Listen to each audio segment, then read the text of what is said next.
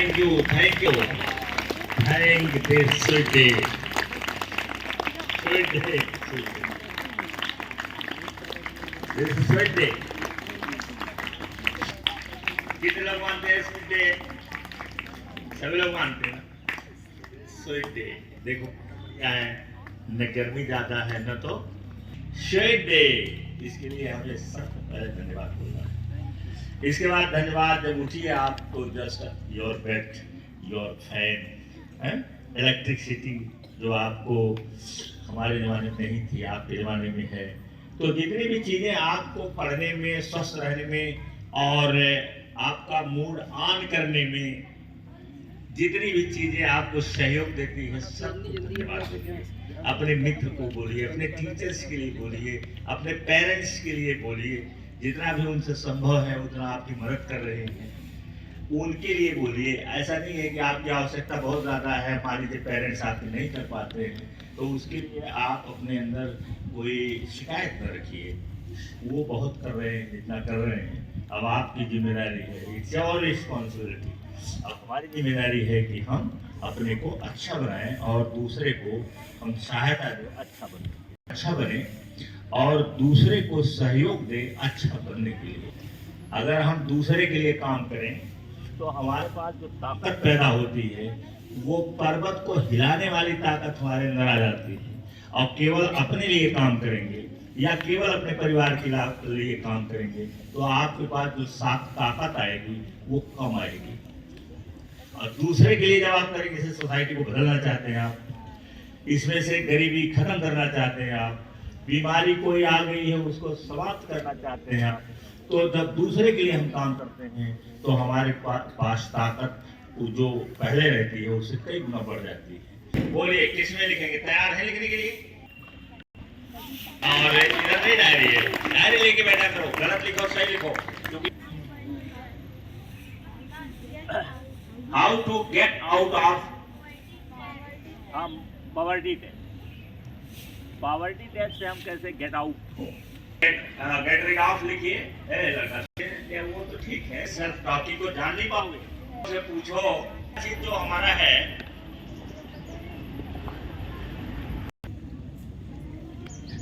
छोटे पहली चीज है कि बी एजुकेटेड, शिक्षित। सभी लोग कहते हैं, जितने बड़े लोग हैं सब सलाह देते हैं कि पहला काम क्या करना है आपको? शिक्षित। और शिक्षित बनने का कोई इसकी कोई भी सीमा नहीं। हम तो सुनते रहते हैं, एक एक बात सुनते हैं कि जो दिमाग में कभी आई नहीं, दिमाग में आई नहीं है। अभी आप साइमन साइनेक हैं, बहुत बड़े राइटर हैं, बोलने वाला है, बड़ी बड़ी कंपनियों में जा करके लोगों को सलाह देते हैं, साइमन साइनेक। अब वो कह रहे थे कि राइट बंधु की बात कर रहे थे कि राइट बंधु न पढ़ा लिखा था न उसके पास धन दौलत, उसके मित्र में भी कोई पढ़ा लिखा नहीं। जो अभी मित्र है, एक साइकिल की दुकान थी, उसी से काम चलाता था और न कोई फंड उसको मिला, कोई सरकार ने कुछ नहीं दिया। लेकिन कैसे वो 1903 में जहाज उड़ा दिया।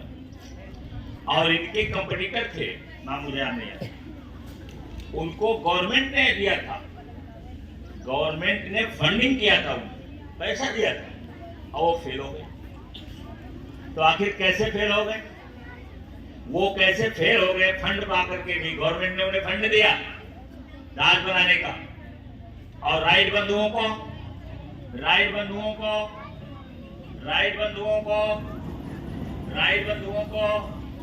बोलो, राइट बंधुओं को, राइट बंधुओं को न शिक्षा और न पैसा, तो कैसे जाग हुआ? तो वो बात यहां से आती है, तो उसके माइंड में क्या चल रहा है, किस तरीके से चल रहा है। तो जब आप इसकी, मैंने बताया कि इसकी कोई सीमा ही नहीं है, क्योंकि शब्द जो है हमारे जीवन को, हमारे भाग्य को, हमारे पर्सनैलिटी को निर्माण करते हैं। रोज कहो कि मैं बीमार हूँ, मैं बीमार हूँ, जो भी मिला उससे कहो बीमार। कुछ लोगों की आदत है, जैसे बैठिए उनके पास तब तक अपने घर की समस्या, बीमारी याद की लेके बैठ जाते हैं। जैसे उनके पास बैठो बोले भाई साहब ठीक ठाक है ना, बस तब तक क्या शुरू कर देंगे। कोई बीमारी उनके घर में है, स्किल डेवलपमेंट। स्किल डेवलपमेंट है कि आपके पास ऐसी स्किल होनी चाहिए, ऐसी कला होनी चाहिए जिससे आपके पास अर्निंग आए। जितनी बड़ी कला उतना ज्यादा अर्निंग। आप ऐसी कला के मास्टर बन जाओ जो दूसरा कर ही नहीं सकता। तो अफर्मेशन आपको इसीलिए बताया जाता है, हमें दिमाग में सोचो कि दुनिया ये करती है, मैं ये करूँ। इसीलिए विकास हुआ है। जो उधर का विकास है अमेरिका वगैरह का, इसी आधार पर कि दुनिया ये करती है, हम ये करते है ना। लोग सोचे दुकान खोल करके और बिजनेस कर रहे हैं, जेफ बेजोस ने सोचा कि मेरा दुकान का बिजनेस करेंगे, और उसने अभी नहीं जानिए कि आसान है। आसान तो किसी को मानिए नहीं, आसान किसी बड़े चीज को तो आप मानिए नहीं। हमेशा जानते रहिए कि इसमें बहुत ज्यादा मेहनत की जरूरत है। रिलेंटलेस हार्ड वर्क में अपने उसमें कहता हूं कि relentless hard work.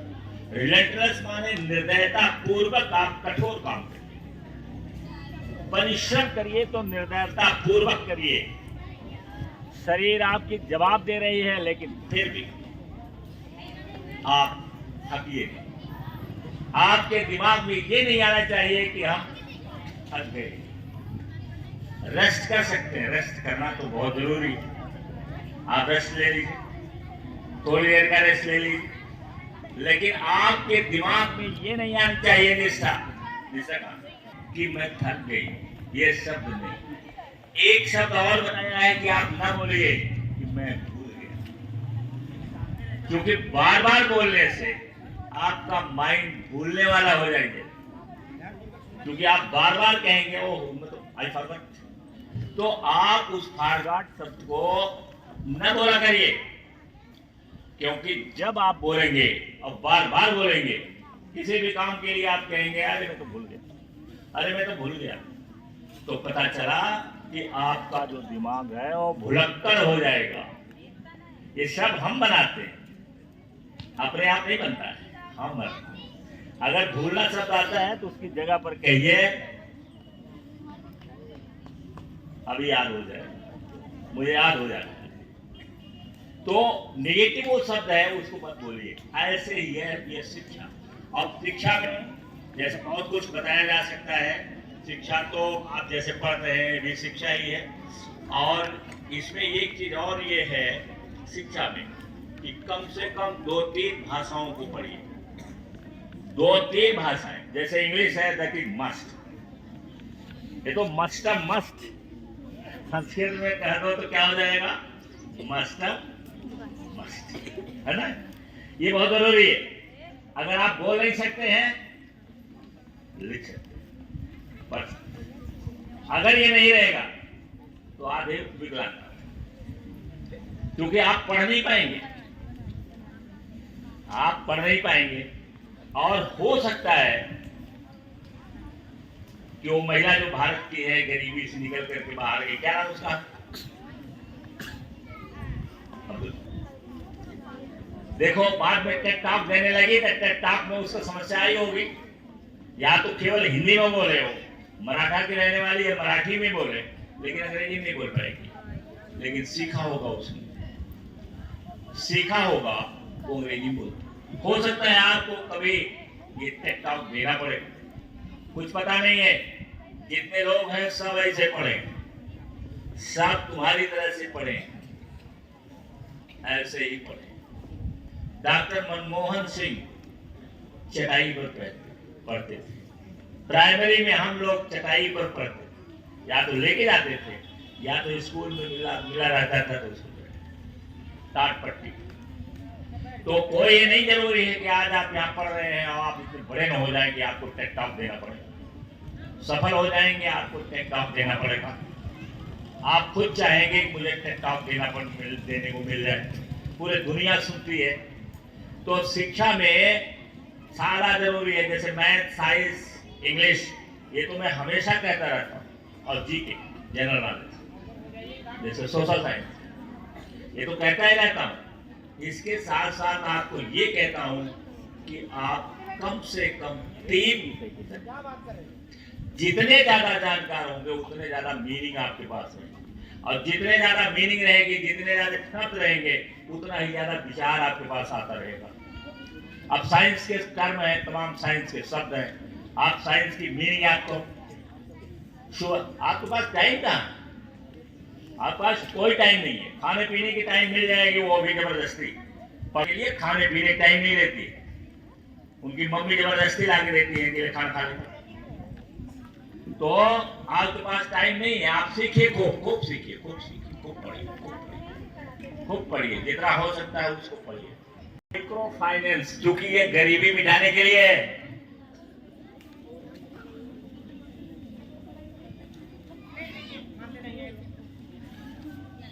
Micro finance and